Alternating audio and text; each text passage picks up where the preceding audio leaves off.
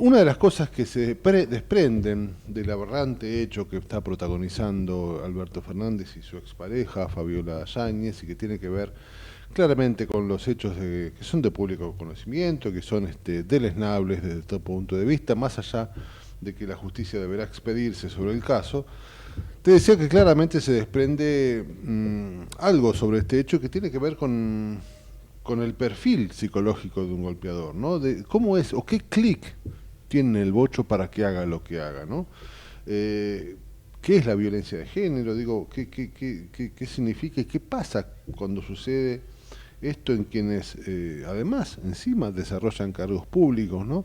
Es interesante, más allá de analizar el aberrante hecho en concreto y tal vez las consecuencias políticas que puede tener, analizar más en profundidad porque también estamos hablando de una situación que ocurre lamentablemente en muchos hogares. Para eso estamos conectados con Daniela Gasparini, que es licenciada en psicología, está justamente ahora del otro lado. ¿Cómo te va, Daniel? Es un placer enorme. Raúl Vázquez de este lado. ¿Cómo estás? Hola, buen día Raúl, ¿cómo estás? ¿Cómo están todos? Muy bien, te agradecemos mucho por este rato. Bueno, en principio, la denuncia de Fabiola contra el expresidente claramente ha sorprendido y ha dejado muchos, como yo, un estupor inmenso a partir de lo que ha sucedido y lo que representa justamente que un expresidente, además de poder juzgar bien o no su cuestión o sus políticas, nada, en definitiva uno está juzgando ahora lo que pudo y la justicia verá si así lo decide, lo que pudo haber sucedido y lo que sucede con un tipo que le pega una mina, básicamente es eso, ¿no? Y que demuestra una sensación un poderío por el cargo que ocupa y bueno, es sinceramente deleznable, pero me quiero centrar en qué es la violencia de género, cómo se estudia hoy, qué pasa, cuál es el perfil de un golpeador, casi como un servicio para la gente que a veces está al lado de alguien que desconoce también, ¿no?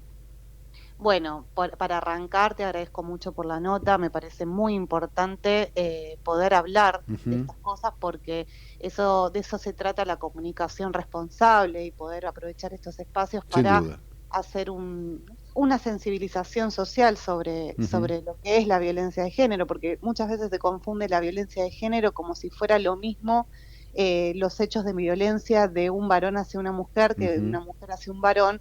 Y justamente lo que las convenciones internacionales desde el año 1979 empiezan a incorporar en las discusiones parlamentarias que se hacían, asamblearias que se hacían entre los diferentes estados, es que había una violencia que era específica del varón hacia la mujer por el solo hecho de ser mujer, Mm. ¿sí? ¿Y esto qué significa, no? Porque esto no es que lo digo yo, o sea, lo dice la CEDAW, lo dice la Ujú. Convención Internacional para Prevenir, Sancionar y Erradicar las Violencias y Discriminaciones por Razones de Género, de Belén do Pará, lo dice nuestra Constitución Nacional que ratifica en el año 94 estas dos convenciones y la Ley Integral de Protección sobre Violencias de Género del año 2009 y todas las leyes posteriores que tuvieron, ¿no? Porque esto es algo que va también evolucionando en el análisis y en la comprensión social, ¿no? Porque esto es Ujú. algo que sucede desde siempre, nada más que no hace tanto es que se puede explicitar, se Sí, hoy puede poner somos más palabras. conscientes de lo malo que es en todo caso. No, y además esto, ¿no? Por ejemplo, el término de femicidio, la figura del femicidio Ujú. es reciente, Seguro. ¿sí? O sea, no es algo de lo que se hablaba antes, se hablaba de crimen pasional, se Exacto. hablaba, bueno, ahora por suerte eso tiene otra connotación, otro nombre, porque se ha avanzado mucho en el estudio sobre este tipo de situaciones, y lo que nos dice es que justamente la violencia de género habla de la violencia que se comete desde el género masculino hacia el género femenino, hacia las mujeres o Ujú. disidencias. ¿Por qué? Porque lo que dice es que está basado, ¿sí?, en las desigualdades de género y en las desigualdades y asimetrías de poder que tienen Ujú. justamente los géneros. ¿Qué significa esto? Que a las mujeres nos ha costado mucho, mucho más, y eso está en la historia, no es algo tampoco que tenga que ver con una ideología, nos ha costado mucho más llegar, por ejemplo, al ámbito público, a trabajar y tener un trabajo remunerado, Ujú. a poder estudiar. Antes eran privilegios solamente para los Sí, varones, sí. ¿sí? De hecho, Entonces, votan hace 80 años. Bueno, exactamente, y hace menos que ocupamos cargos Ujú, en públicos, por ejemplo, ¿no?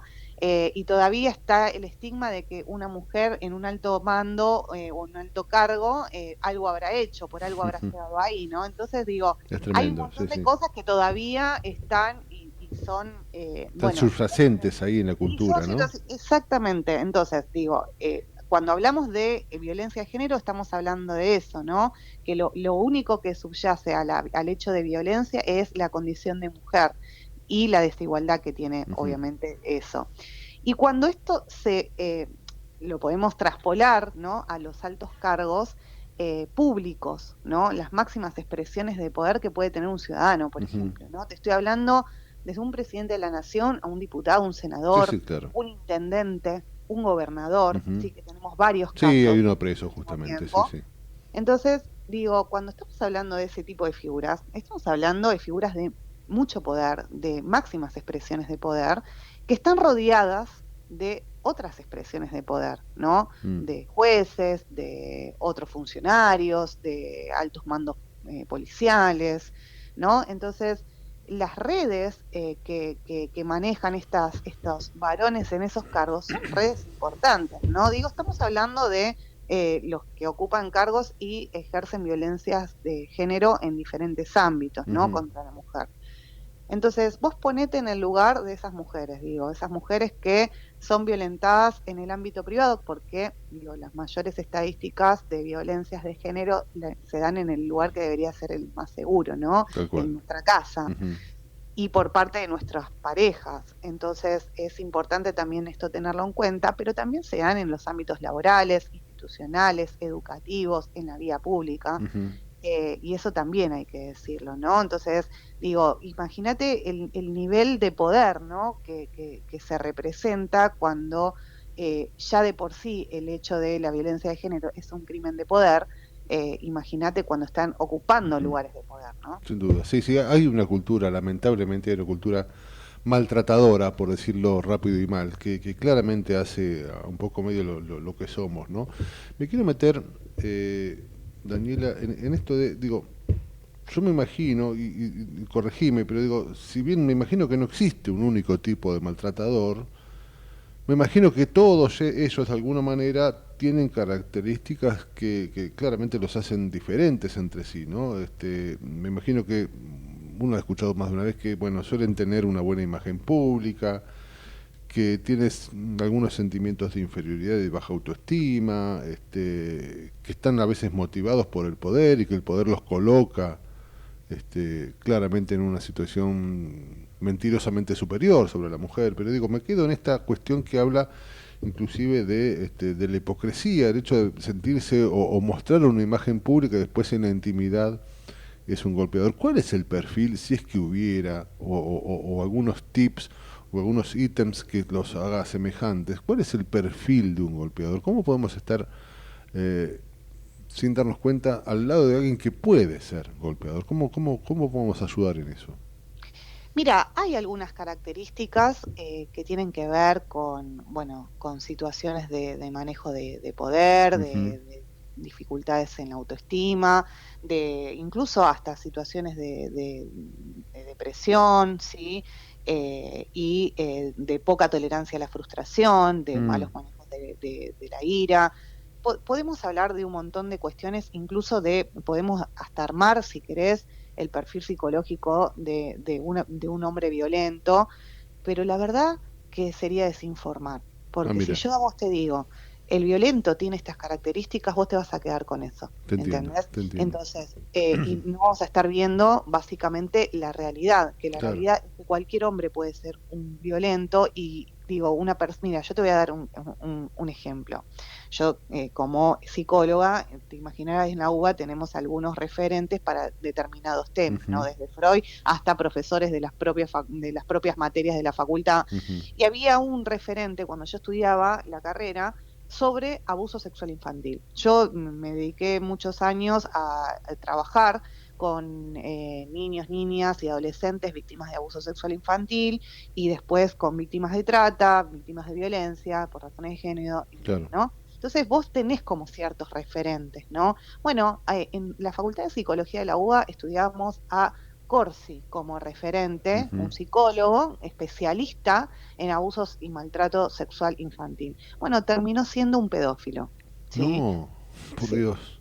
¿En serio? ¿Entendés? Bueno, exactamente, he Por Dios. conocido estudiantes, varones, heterosis, ¿no? No homosexuales, Sí, sí, sí. trans, que han hecho maestrías y diplomaturas de género que he conocido situaciones de violencia de género, Ujú. ¿no? Increíble, Entonces por Dios. digo, hay algo ahí, ¿no? De la fachada del Sí, sí, violento, esto que te que es decía muy yo de que importante suelen tener en tener una buena cuenta. imagen, ¿no? Sí, porque el violento es un manipulador, y esa sí es una Es un característica que te psicópata, la voy claro. a recalcar. Es un manipulador, Ujú. ¿sí? Y el manipulador quiere controlar todo, ¿no? Quiere controlar a la mujer y quiere controlar todo lo que tenga que ver con su imagen también, Claro. ¿sí?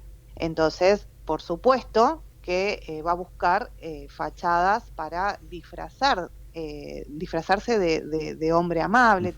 Tengo un montón de casos de víctimas, mira, de explotación sexual, de trata y explotación sexual, que la captación fue el enamoramiento, eran víctimas de situaciones violentas y justamente se han presentado como hombres muy amorosos, ¿no? Ujú. Y la captación era engañarla, ganarse la voluntad, enamorarla y después explotarla sexualmente Ujú. en diferentes Y, ambientes, ¿no? Daniela, hay una eh, paralelismo, por llamarlo así rápidamente, entre estos que estamos hablando y aquellas personas que capaz que es otra adicción, adicción al sexo, como dicen, habrá que ver qué sucede con la justicia, como dicen que tenía Alberto.